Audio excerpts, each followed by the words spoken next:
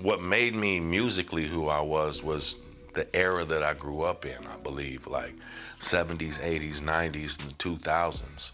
So, I mean, I got to smell it all. I got to, Michael Jackson was coming out. I mean, I was listening to Foreigner. I was listening to Kiss. I was listening to Kenny Rogers. You can't imagine Lionel Richie, Billy Ocean, and then all of a sudden you had all the new 90s and 2000 music and rappers. I was playing in a garage band when I was 13 or 14, and I had already, the Fat Boys were out, and people like that, and I was already rapping, but there wasn't nobody doing rap music.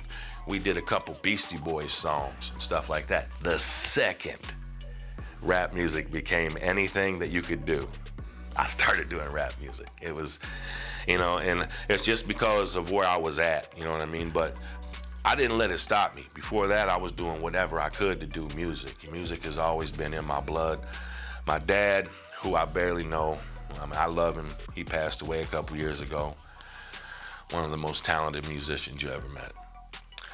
One of the things that he said to me right before he died, another thing, my dad was a bad drug addict too, So that's another thing that we had in common at one time, but he actually died of a drug overdose in his 70s. One of the last things he told me that really hit me hard, it almost pulled me completely away from music, was he said, "Mike, I spent my whole life doing music, teaching people, helping people do music. And here I am, 70 years old, using dope. I ain't got nothing. And man, he's asking me for money, and I'm doing everything I can not to give him $20 because I know he's gonna use it on some dope. But at the same time, he's my dad. I want to make sure he's all right.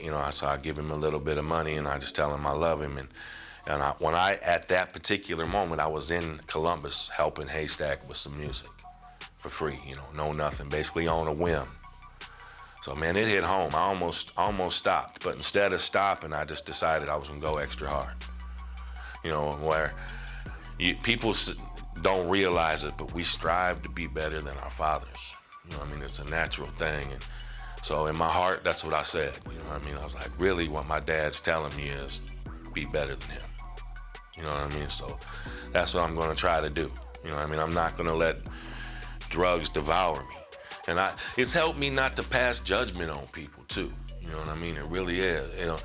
I'm the type of person, when I see a homeless person, I feel it. When I see a drug addict, I feel it. I don't hate them. I'm like, man, I think I can help you if you just listen. It's all from experience. Nothing could save me.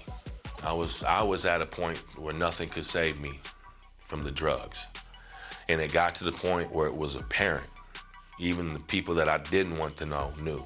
It took over my body. And there was nothing I could do to stop. And I'm an engineer too. I do, Pro Tools engineering. So I was doing this 15 years ago. This is when this happened. I was recording a lady who had her own talk show on like 99.5 in my area. It was called the Cheryl Langford Show.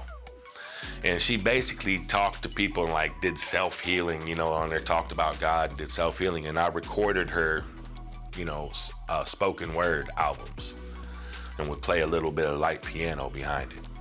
So one day I told her, I was like, I wrote this song for my cousin I think would fit what you do, if you ever want to hear it. It's called Not Here Now. And it's on YouTube too, you can check it out. Long story short, she left and next week came back for a session, and when she went to leave again, I said, hey, you didn't listen to that song I gave you, did you? She said, no, how'd you know? And I said, you didn't say nothing. So I gave it to her again. She came running back in. Mike, I'm doing this convention for victims of families who had dealt with murder. Would you like to come tell the story about your cousin and play your song? So I say, yeah, and I'm thinking it's gonna be nothing. At this time, I was still messed up. About 6, 7 o'clock at night, it would start hitting me. I would cringe up and have to start using. And my wife now, who wasn't my wife at the time, was my girlfriend, was actually cheating on me. I don't blame her. I was a piece of shit, womanizing piece of shit, and I would have did anything to get away from me too at that time. And it's actually part of the reason why I got better. Not because she was messing around or nothing like that, but just because it fit into the scenario, and I'll explain it.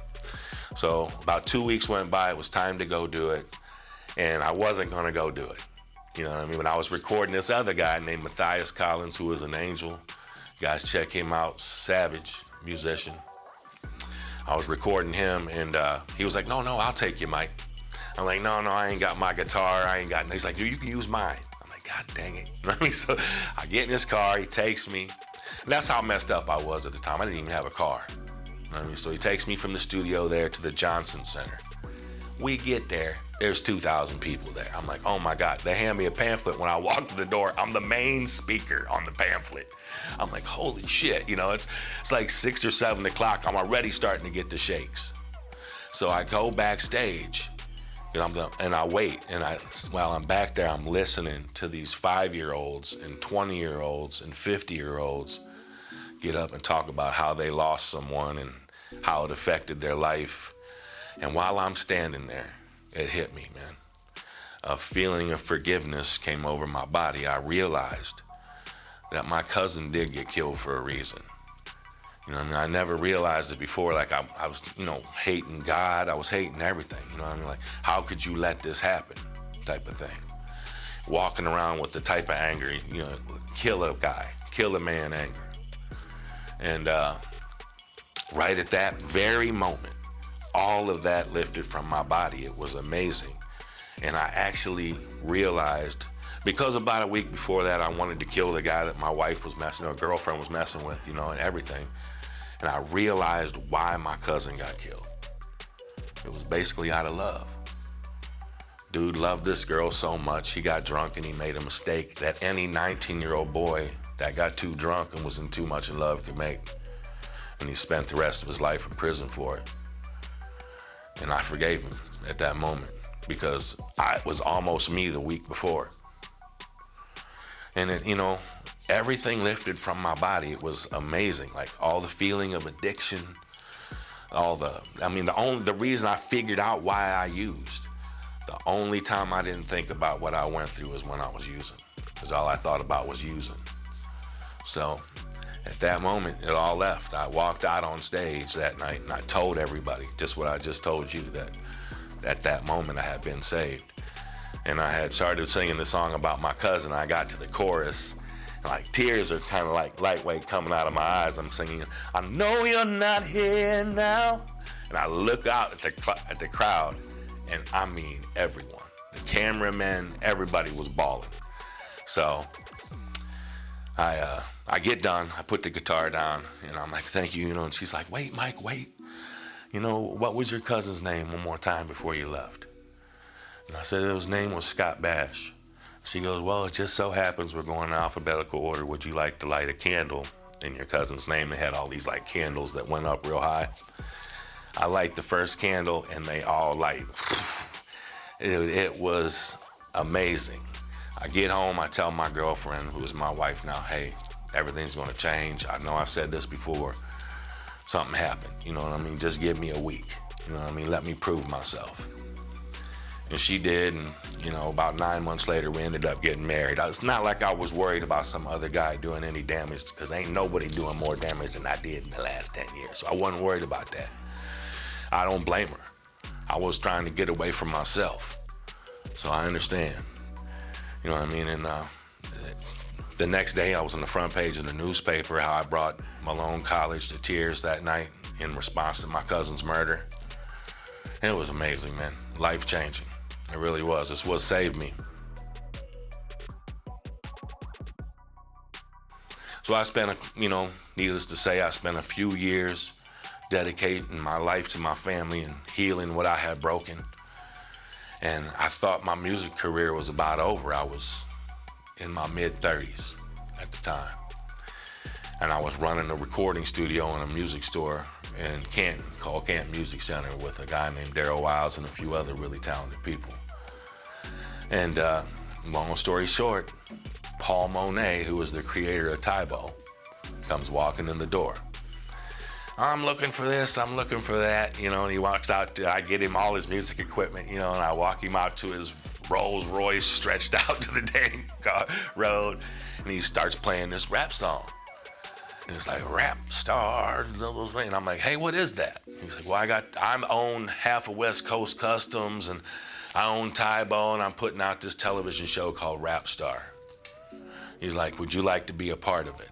I'm like, well, shit, yeah. He's like, well, I'll tell you what. I said, I'll tell you what. Give me 24 hours and you'll throw that CD away. He was like, no, you can't do a better rap song. I was like, 24 hours. He come back, sure enough, this guy is $400 million now. Not just regular, this guy's got a lot of money. So he shows back up the next day, and I got the CD ready, and I hand it to him. He puts it in, throws the other CD, just like I said, walks me into my work, forces me to quit my job right on the spot, starts paying me. He asked me how much I made. I lied. I said $500 a week. It was like $250 a week back then. He started giving me $1,000 a week, gave me a nice, car to drive, everything. Flew me out to California. I recorded an album with DJ Quick's producer, G1. One of the best albums I ever did in my life. I'm talking about the Hollywood sign behind me. There's some pictures out there. And I got me, this dude used to be married to Paula Abdul. When we walked into record labels, it wasn't to sit down with an A&R. It was to sit down with the president of Sony. This dude was the king of infomercials. He was the very first one to be super successful with what he did. So needless to say, he was well known. Make a long story short, the reason I brought this up is because, I thought my days were over with music, and then this happened. So I recorded this album. I'm waiting. He's trying to consolidate some assets. He had just got in trouble for tax evasion, and they took $250 million from him. So he owned Mike Tyson's mansion, and he owned a 44.5 carat yellow diamond. So he's trying to consolidate his assets. A couple days, I'm thinking, he's telling me he's got a buyer. They're selling them for like $27 million. He's about to get like $27 million. $1 million is going to come to me. So I'm like 10 days out from Christmas waiting to get a check for $1 million for the first time in my life. Not that I ain't never seen $1 million, but to get a check for $1 million. Long story short, I don't hear from Paul. It's 2-3 days. It's really strange. I'm like, what's going on? What's going on? This is before the internet was real popular. It was just cracking. So I go up to the Speedway by my house, and I walk by the newspaper stand, and there he is on the front cover. Blood Diamond, that was the feds, set him up and arrested him. 14 years in prison, took everything. And he just got out. That's how long he just got out, a couple years ago. Called me up, rapping my shit to me, 75-year-old man. This big balls. It was crazy, man, for real. So, that was, when that happened, talk about thinking it was over. For real. I about threw the towel in, man.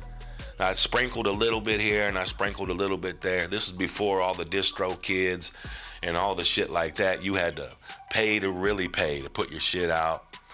And you had to get a cover, and you had to print copies, and I was taking care of a family, and I've always been the breadwinner, you know what I mean? So I couldn't just run, you know what I mean? I couldn't. I didn't have it that solid. And where I'm from, people ain't got your back like that, you know what I mean? In Nashville, you can find people to really support you. Where I'm from, it's a lot harder, especially at 40. You know what I mean? So when I had the opportunity, Shiz called me when he was working with Stack. Just this past time, I had an opportunity to work with Stack. They got me back on the road. I started to collect fans. I hate to say it, at that time, Stack was falling apart. He was going through a rough time.